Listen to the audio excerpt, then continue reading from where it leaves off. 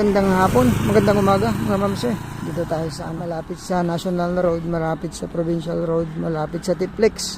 Siguro Tiplex mga 3 to 5 minutes lang.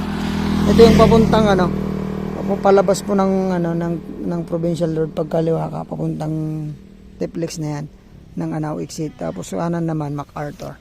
Ito yung property hanggang dyan sa pader. May sukat to na 9,160. Hanggang dun sa mayroon sa may kakasya na yan. So parang nasa 60 meters din yung kanyang frontage hanggang dun na. So sayang hindi nakatutok sa MacArthur kasi may property pa sa dyan. Pero maganda to sa pwedeng maging parkingan ng truck, pwede sa pabahay. So, dyan yung hospital, may public hospital dyan. Makikita nyo sa drone. Ito mula dyan hanggang dito yung frontage nya. Clean title, electronic siya. So from Manila 2 hours mahigit lang mga mamse. So sa mga naghahanap po ng malapit sa Manila, malapit sa Tiplex, ito pwede sa inyo to. Hanggang dyan yung property sa may Acacia. Mayroon pang old house na hindi natapos. So pwedeng pagpatuloy yan. Hanggang dyan po yung property sa may poste. Paganyan na siya.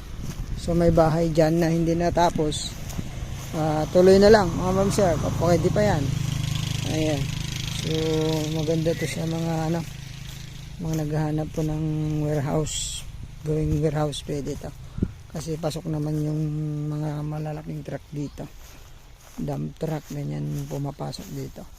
So hanggang doon, siship natin sa drone mga mamse.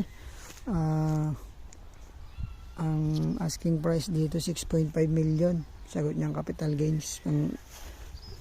Tawad lang tayo mga mamse. Baka sakaling ibigay po ng ating seller nito.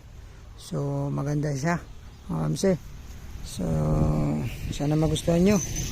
Ito po sa bayan po ng Anao Tarlac. Ayan. Maraming salamat po. Power line. Meron po dito. So thank you. God bless po sa ating lahat.